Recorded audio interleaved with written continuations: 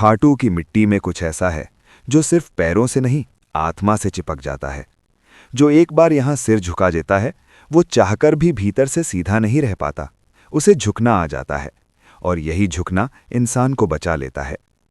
हरिवल्लभ सेठ ने ये बात जीवन से सीखी थी, किताबों से नहीं। आज लोग उसे सेठ कहते थे, पर बहुत कम लोग जानते थे कि उसने जीवन की शुरुआत खाली हाथ नहीं, खाली पेट की थी। वो समय जब उसके पास न घर था, न सहारा, न कोई अपना, बस एक टूटी सी माला और माँ के कहे शब्द, बेटा जब सब साथ छोड़ दें तब शाम का नाम पकड़ लेना।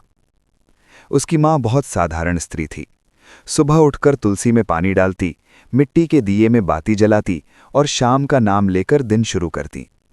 पिता स्टेशन के बाहर चाय की छोटी दुकान लगाते थे। उसी दुकान के पीछे हरिवल्लभ ने अक्षर पहचानना सीखा था। लेकिन जीवन ने जल्द ही उसे बड़ा बना दिया। पिता की अचानक बीमारी, फिर मौत, दुकान पर कब्जा, माँ का धीरे धीरे बुझ जाना। उस दिन हरिवल्लभ पहली बार खाटू आया था। न कोई इच्छा, न कोई मांग, बस मंदिर की सीढ़ियों पर बैठकर रोता रहा। उस रात एक बूढ़ा साधु उसके पास बैठा। उसने बिना पूछे कहा, रो मत, जो छिन गया वो तेरा था ही नहीं, जो बचेगा वो शाम देंगे। हरिवल्लभ को तब कुछ समझ नहीं आया, पर उसने उस वाक्य को दिल में गांठ बांध लिया। साल बीते, मेहनत, अपमान, ठोकरें सब साथ चले। कभी किसी दुकान पर हिसाब लिखा, कभी गोदाम में बोरी ढोई, कभी रात में चौकीदारी की। लेकिन हर महीने, चाहे हालात कैसे भी हों, वो खाटू जरूर जाता। कभी पैदल, कभी ट्रक के पीछे बैठकर। वो कुछ मांगता नहीं था, बस कहता, बाबा मेहनत बेकार मत जाने देना। वक्त ने करवट ली। धीरे धीरे एक छोटी सी दुकान बनी, फिर गोदाम, फिर साझेदारी, फिर नाम। पर हरिवल्लभ कभी अपने भीतर के हरि को नहीं भूला। उसकी पत्नी भी वैसी ही थी, सादगी में सुंदर, शब्दों में कम, कर्म में ज्यादा।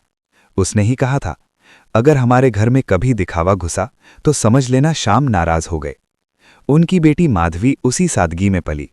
माधवी ने कभी बड़े सपने नहीं देखे, उसने बस एक इच्छा की, मुझे ऐसा जीवन मिले जहां मेरी आवाज दबे नहीं। जब वो बड़ी हुई, रिश्ते आने लगे, बड़े घर, बड़े नाम, बड़ी शर्तें। हरिवल्लभ हर रिश्ते से पहले खाटू जाता। वहां जाकर सिर्फ इतना कहता, बाबा बेटी सौंप रहा हूं, बोझ नहीं। फिर वो रिश्ता आया। कागजों में सब अच्छा था, लड़का पढ़ा लिखा, नौकरी बड़ी कंपनी में, पर कहीं भीतर सेठ को शांति नहीं मिली।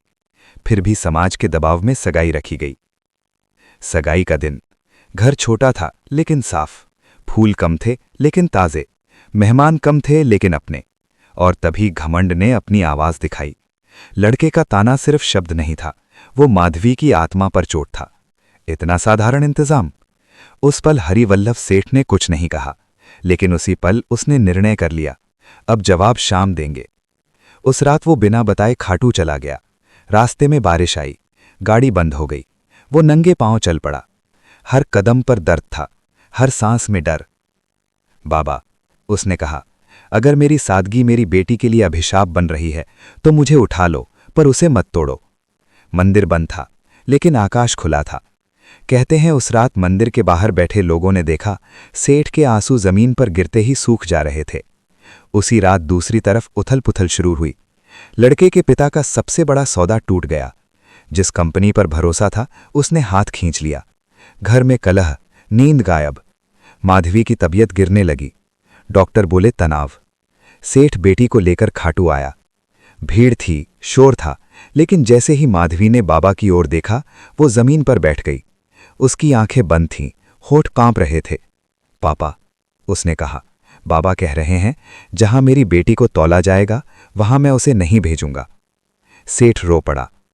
उसी दिन रिश्ता तोड़ दिया गया। समाज बोला, रिश्तेदार बोले, लेकिन सेठ शांत रहा। कुछ महीनों बाद वही लड़का खाटू आया, सब कुछ हार कर। वो सेठ के पैरों में गिर पड़ा। आज समझ आया, घमंड ने मुझे अंधा कर दिया था। सेठ ने उसे उठाया, अगर समझ आ गई तो शाम ने तुझे बचा लिया। समय बीतता गया। माधवी का विवाह एक शांत साधारण युवक से हुआ। न दिखावा न शोर। उस दिन खाटू में देर तक दीपक जलते रहे। आज हरिवल्लभ सेठ बूढ़ा है, कदम कांपते हैं, लेकिन हर एकादशी को वो खाटू जरूर जाता है। लोग पूछते हैं, इतना सब पाकर भी आप झुकते क्यों हैं? वो मुस्कुराता है, क्योंकि मैंने देखा है, जो झुकता है उसे शाम कभी गिरने नहीं देते। और खाटू की हवाएं आज भी कहती हैं, जहां सादगी रोती है वहां शाम चलते हैं, जहां घमंड बोलता है वहां शाम चुपचाप लौट जाते हैं।